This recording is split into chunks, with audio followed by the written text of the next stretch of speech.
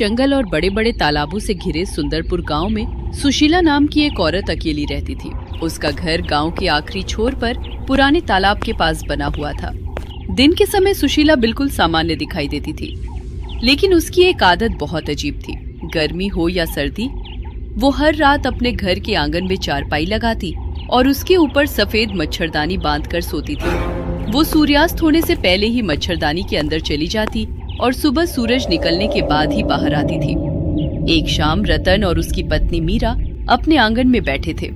मैंने आज तक किसी को इतनी जल्दी सोते नहीं देखा। अभी सूरज भी पूरी तरह नहीं डूबा और सुशीला ने अपनी मच्छरदानी लगा ली। आखिर उसके घर के अंदर ऐसी क्या परेशानी है कि वो रोज आंगन में सोती है? कुछ दिनों पहले मैंने उससे यही सवाल पूछा था। उसने कहा कि उसे मच्छरों से बहुत डर लगता है, मगर मुझे उसकी बात सच नहीं लगी। मच्छरों से डरने वाला इंसान कमरे के अंदर सोएगा, खुले आंगन में नहीं। उसी समय सुशीला उनके पास आई। तुम दोनों आज रात अपने घर से बाहर मत निकलना।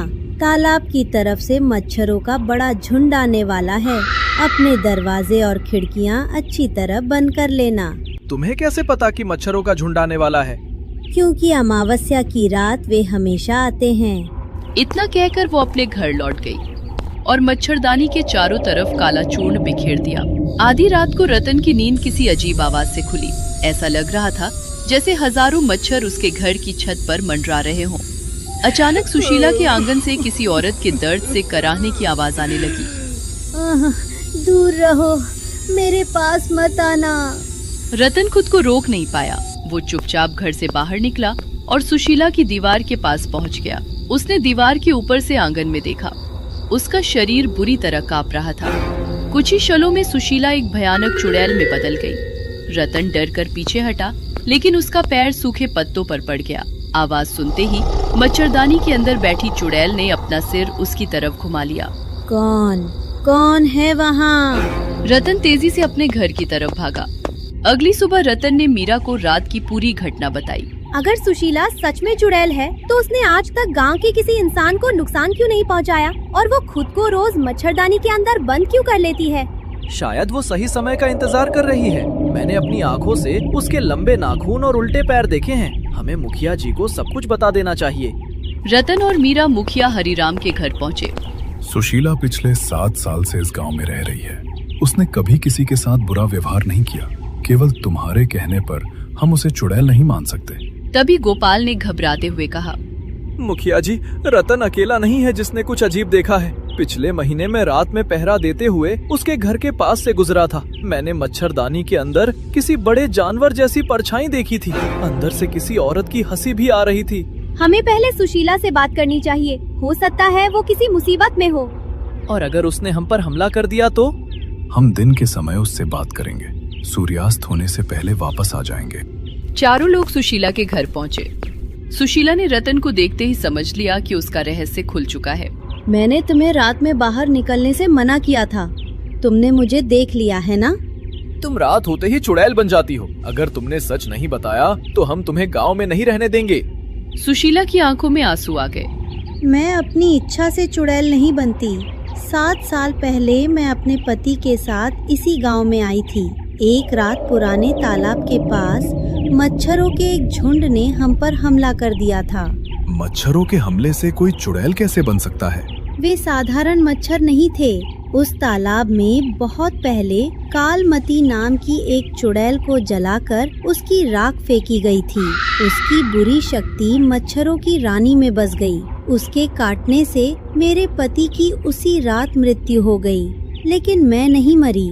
तब से सूरज डूबते ही मैं चुड़ैल बन जाती हूँ। रात में अगर कोई मच्छर मुझे काट ले तो वो मेरे खून के साथ इस श्राप को किसी दूसरे इंसान तक पहुँचा सकता है। इसीलिए मैं मच्छरदानी के अंदर सोती हूँ। मैं खुद को नहीं, पूरे गांव को बचा रही हूँ। तुमने इतने साल तक किसी को सच क्यों नहीं बताया? मुझे डर था कि गांव वाले मुझे मार देंगे। मच्छरदानी के चारों तरफ जो काला चूर्ण डालती हूँ वो उन शापित मच्छरों को कुछ दूरी पर रोकता है, लेकिन उसकी शक्ति अब कम हो रही है। अगर वो चूर्ण काम करना बंद कर देगा तो क्या होगा? मच्छरों का झुंड मच्छरदानी फाड़ देगा। मेरे खून की एक बूंद मिलते ही हजारों मच्छर शापित हो जाएंगे। फिर वे जिसे भी काटेंगे वो अगली अमावस्या को चुड़ैल बन जाएगा। तभी दूर पुराने तालाब की दिशा से हजारों मच्छरों के भनभनाने की आवाज सुनाई दी। सुशीला का चेहरा सफेद पड़ गया। आज अमावस्या नहीं है, वे दिन में बाहर आ गए हैं। इसका मतलब मच्छरों की रानी जाग चुकी है। मुखिया हरिराम को जंगल में रहने वाले बूढ़े तांत्रिक भैरवनाथ की याद आई। सभी लोग तुरंत उसके पास पहुँचे। कालमती की शक्ति अब पूरी तरह जागने वाली है। अब मच्छरदानी केवल एक रात तक उसकी रक्षा कर सकती है। अगली सुबह तक मच्छरों की रानी को नष्ट नहीं किया गया तो ये श्राप पूरे गांव में फैल जाएगा। उस रानी को कहाँ ढूंढेंगे? तालाब के आसपास तो लाखों मच्छर हैं। पुराने तालाब के बीच एक सूखा पेड़ खड़ा है। उसकी खोखली जड़ में मच्छरों की रानी ने घोंसला बनाया है। उसे साधारण आग से नहीं मारा जा सकता। सुशीला के शापित खून की एक बूंद सरसों के तेल में मिलाकर दिया जलाना होगा। उसी आग से उसका घोंसला नष्ट होगा। लेकिन मेरा खून लेने के लिए मच्छरदानी खोलनी पड़ेगी। रात में जैसे ही मैं बाहर आई, कालमती की आत्मा मेरे शरीर पर अधिकार कर सकती है। इस काम में सबसे बड़ा खतरा तुम्हें ही उठाना होगा। श्राप तुम्हारे खून से शुरू हुआ था और तुम्हारे खून से ही समाप्त होगा। उस रात गांव के सभी लोग अपने घरों के अंदर बंद हो गए। सूरज डूबते ही सुशीला का शरीर बदलने लगा। कुछ ही देर में वो भयानक चुड़ैल बन गई। भैरवनाथ ने मच्छरदानी के बाहर मंत्रों का घेरा बना दिया। चाहे अंदर से कोई कितनी भी आवाज लगाए, ये घेरा मत तोड़ना।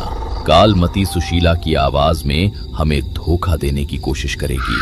अचानक मच्छरों का विशाल झुंड आकाश में छा गया। उसने सुशीला की मच्छरदानी को चारों तरफ से घेर लिया। अंदर से सुशीला की चीख सुनाई दी।